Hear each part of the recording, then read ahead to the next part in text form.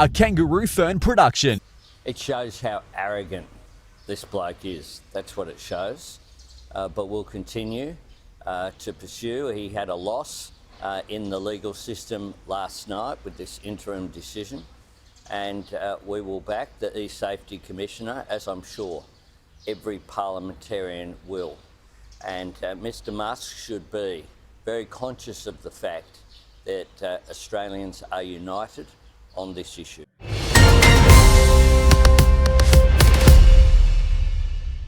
Hello, everyone. This is Miko Santos, and welcome to the Freeman Chronicle podcast. On today's episode, we're talking about this clash between Australian government and some social media platform like Twitter or X. So, as of earlier, I think last night, the e-safety commissioner has filed order in the federal court to remove some of the graphic image that's still in X.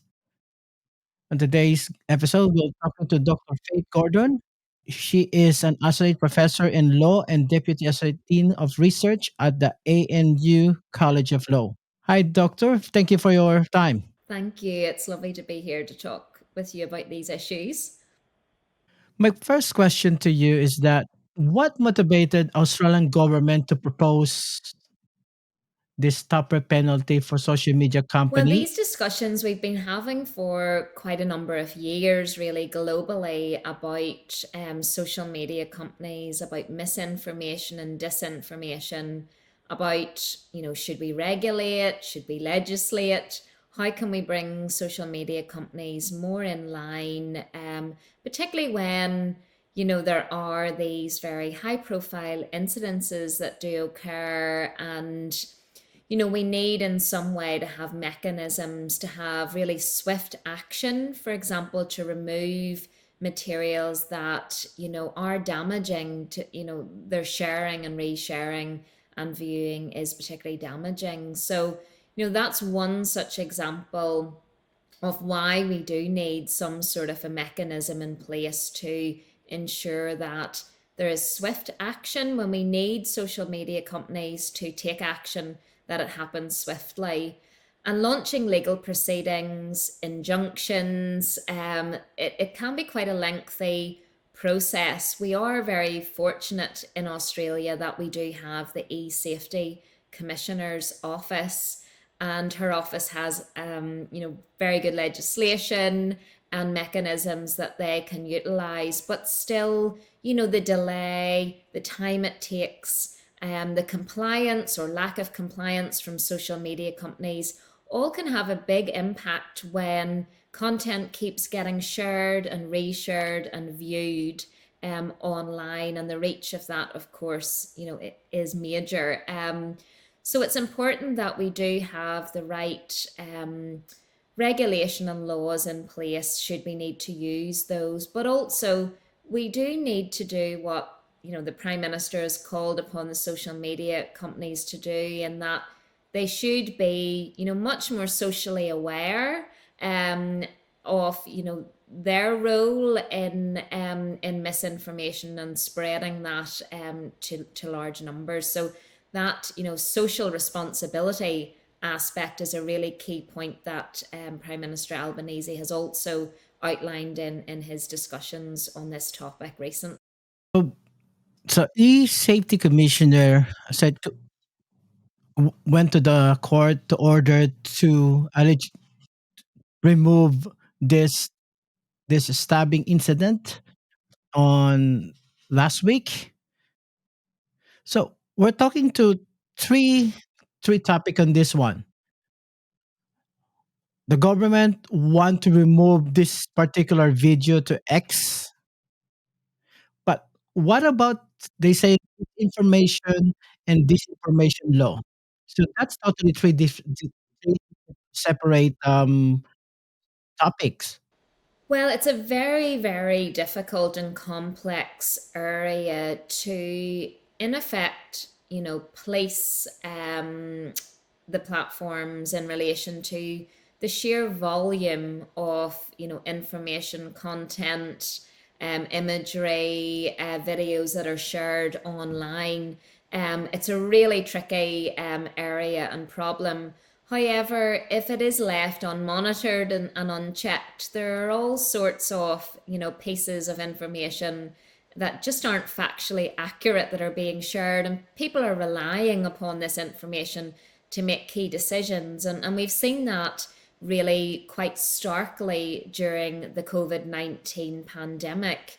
That really shone a light onto the power that these platforms have in the sharing of information that really about the vaccine, about COVID itself, about treatment.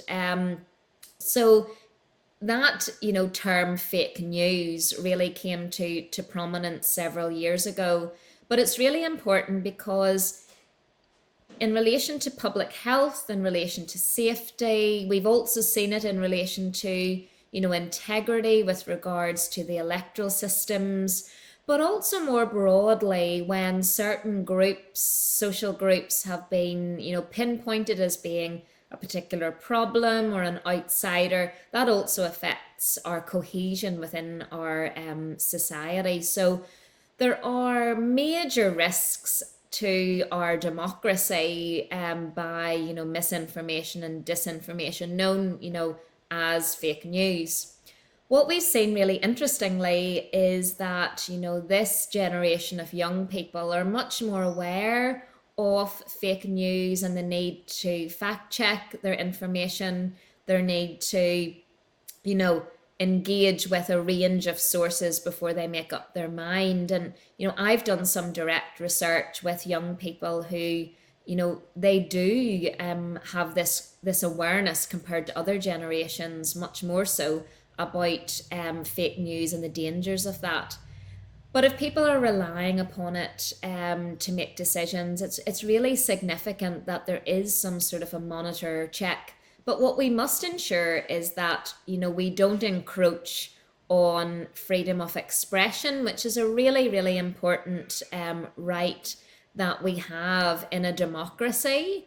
But there does need to be, for safety reasons, a check or monitor over information also, without encroaching or breaching too much on freedom of expression. But it is a balancing act. So we already have Online Safety Act. How would the proposed law impact the social media platform that fails to remove misleading content? Well, this discussion has come up before in Australia, and there has been, a lot of discussion and debate about, what measures are the most appropriate. We know that social media companies make a lot of money from what they do. And in research that I have conducted, particularly in relation to children and online harms and the lack of redress that they have received following issues that have occurred on platforms, we know that a lot slips through the net in relation to social media platforms. Their inaction, the delay, the very slow process, the fact that initially the e-safety commissioner, a complaint needs to be made, then they need to interact with the company. Some companies do and are reported as being better than others in removing content or addressing issues. However, some other platforms are reported as being particularly slow, and what occurs then is often the need to engage in the legal apparatus that we have,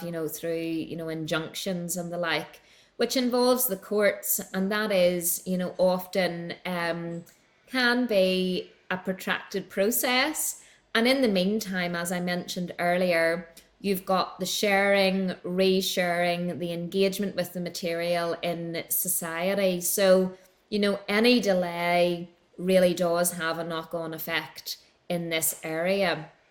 Another aspect when we're talking about, evolving the law and regulation in this space is that, did like platforms, Technology is always evolving. So we do need to ensure that while it's difficult to keep one step ahead of all of the developments that we have, we do need to be, have an element of, flexibility and, react to the changes that we see. And it is important that consultation is done with, wider society, the platforms, the service providers, the service users.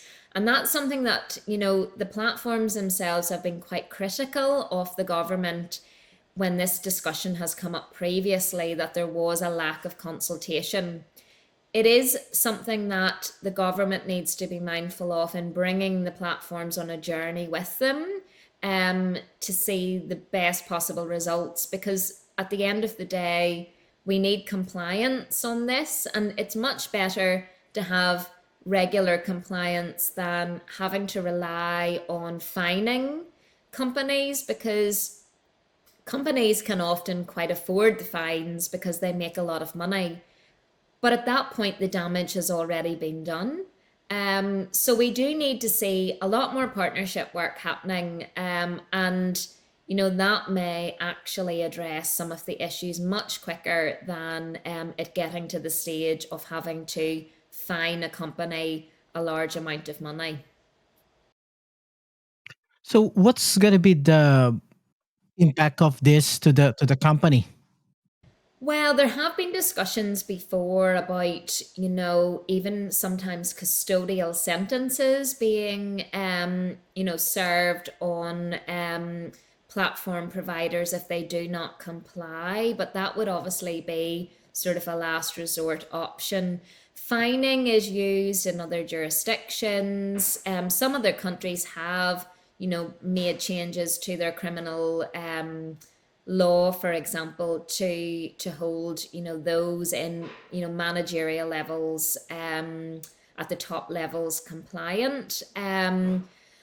We are seeing a lot more bipartisan support at the moment, following two very major incidences in Australia where, there was footage of, violence that had occurred, and very sadly, the tragic deaths of members of our community.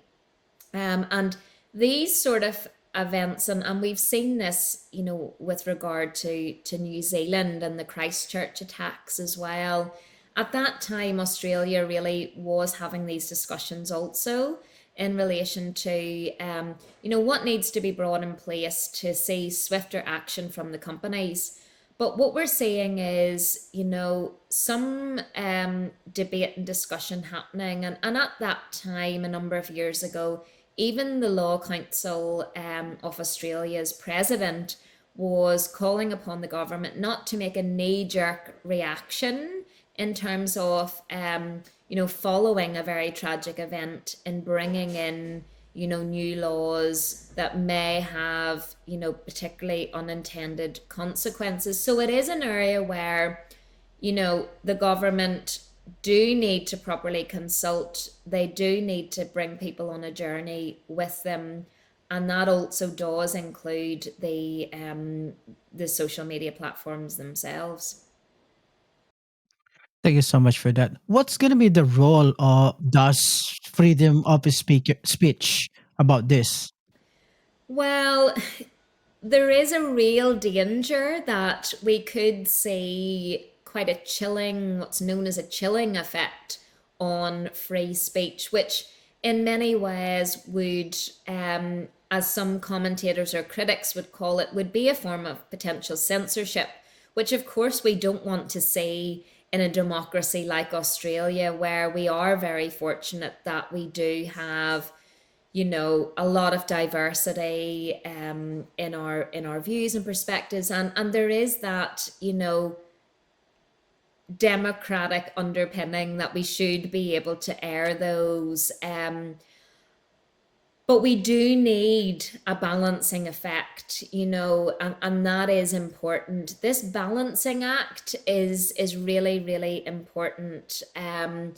we do need oversight, we do need regulation, but we also need to ensure that, we don't have, too much, because that would impact on society's, you know, ability, people in society to be free in what they say. We don't want to see what's happened in some other countries where people, are unfortunately censored to a very high degree, and that's been one of the criticisms, really.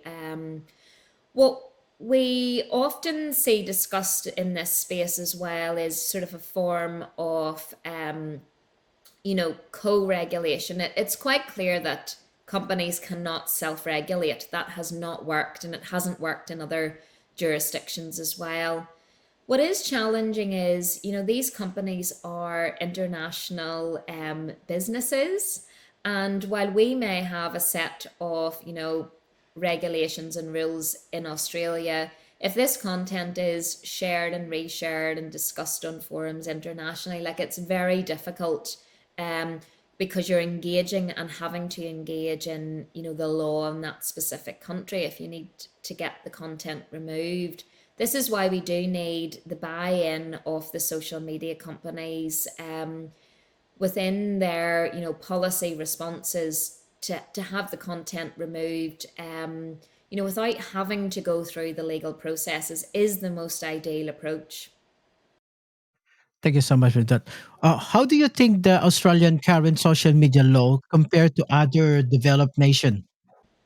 Well, we do know that, the proposed changes that are being made at the moment would bring Australia a bit more in line with Europe. Europe does seem to be the jurisdiction that most people look to for having, more effective regulation and law. We do know that, in relation to sort of fake information, countries such as, for example, Russia, did bring in amendments to their criminal code a couple of years ago, which, stipulated that there would be jail terms for those. But we know that that has been heavily criticized in relation to, suppressing particular pieces of information and debates and discussions. So we wouldn't want to see things go to those extreme measures. But the what we do have, we have had since 2021 this voluntary code of practice on disinformation and misinformation in Australia, which was developed for digital platforms, by their industry association. But as we do know, self-regulation is not enough. We do need to have, something else in place, because it hasn't been, wholly effective. And, when ownership of these companies changes, which we've seen with X, that brings in a whole different approach. And it is, very reliant on the personality and the approach of the ownership. So the proposed legislation would give the Australian Communications and Media Authority much more power over the social media platforms, which could well help address the type of response that we've seen from certain social media companies, which has been huge inaction and huge delay. Thank you so much for that, Dr. Fate. My last question to you is, how might this law set a benchmark for the rest of the world in addressing misinformation or violent materials online? Australia very much is a leader in the space of, e-safety. We are looked to as a country for having, strong legislation, a very active e-safety commissioner, who, had previous industry experience, and does present as having excellent relations with social media companies. So we are looked to as a leader in the safety, space, and that legislation again in the last few years has been, has evolved more to give her office more powers. So that is an excellent model that we have in Australia. But we do need, and there are lots of discussions in various areas that we are having and have been having for the last number of years that do need to evolve and develop, about data, for example, and data sovereignty and privacy law, etc. So there are areas where Australia does need to evolve and develop and come into much more in line perhaps with what Europe has been doing in these spaces. So these discussions are really important that we're having. It's positive to see that there has been bipartisan support.